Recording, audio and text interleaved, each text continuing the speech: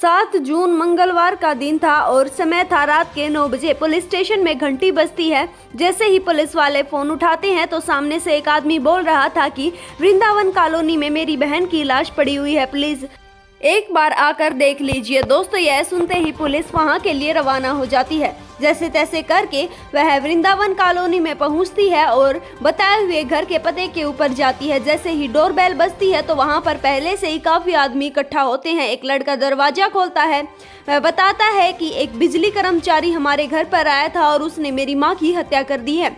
Bed के ऊपर 40 साल की साधना की लाश पड़ी हुई थी। लेकिन दोस्तों, यहाँ पर अजीब यह था कि घर के अंदर तो घुसा ही नहीं जा रहा था। घर पर बहुत ही बुरी तरह से बदबू मार रहा था। घर के अंदर सांस लेना भी दुस्सार हो रहा था। एक बार लाश को देखते ही पुलिस के भी रोंगटे खड़े हो गए थे। दोस्तों, गोली महिला के सिर से आर पार जा चुकी थी। पुलिस अब महिला को देखते ही समझ गई थी कि इसकी हत्या आज नहीं, कम से कम 3 दिन पहले हुई है।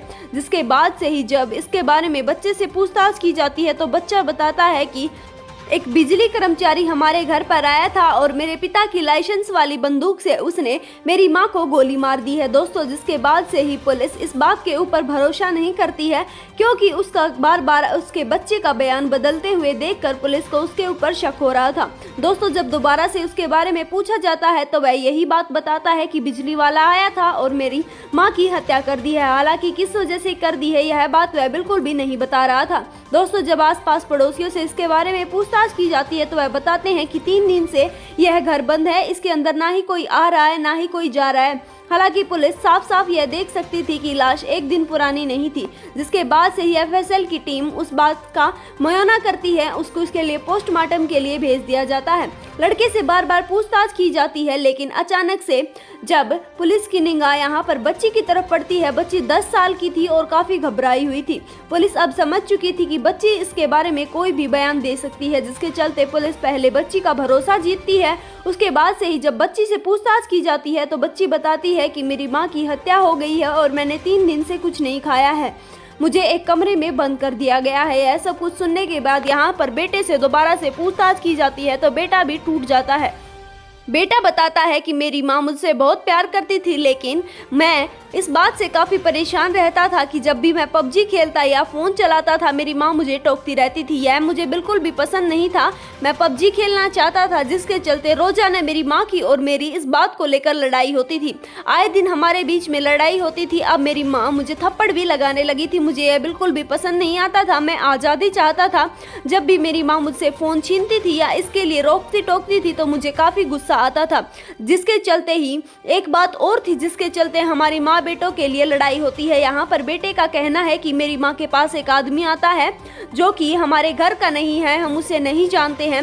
वह आने के बाद हमारी दोनों माँ बेटों की इस बात के ऊपर भी लड़ाई होती है। दोस्तों, हालांकि पुलिस उस बेटे की उस बात के ऊपर बिल्कुल भी भरोसा नहीं कर रही है। यहाँ पर उसका कहना है कि दोनों माँ बेटों के बीच में फिर से लड़ाई हो जाती है। वह काफी गुस्से में होता है, तभी उसकी माँ उसको एक थप्पड़ लगा देती है। यह सुनते ही तो उसका गुस्सा पारे पर चढ़ा जाता है।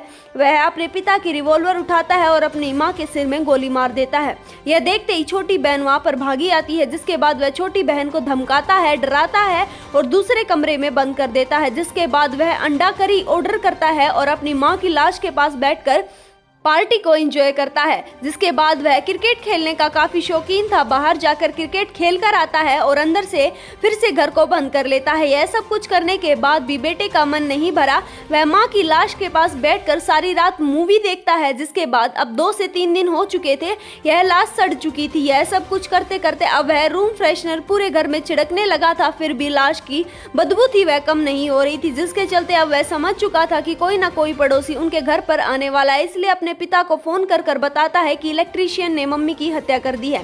जिसके बाद से ही पुलिस ने यहाँ पर आकर शिकंजा कस लिया है।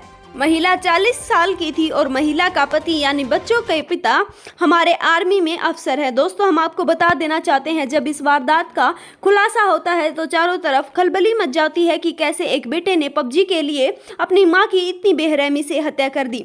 दोस्तों, इसलिए आप भी सुरक्षित रहिए। ध्यान रखिए आपके बच्चे आपके फ़ोन में क्या देख रहे हैं, कहीं उनको इस चीज़ की आदत तो नहीं पड़ गई है। हमारी इस वीडियो के लिए इतना ही। मिलते हैं अगली वीडियो में किसी नई वारदात के साथ। तब तक आप हमारे साथ जुड़े रहिए और हमारे चैनल को सब्सक्राइब कर लीजिए ऐसी ही अपडेट्स पाने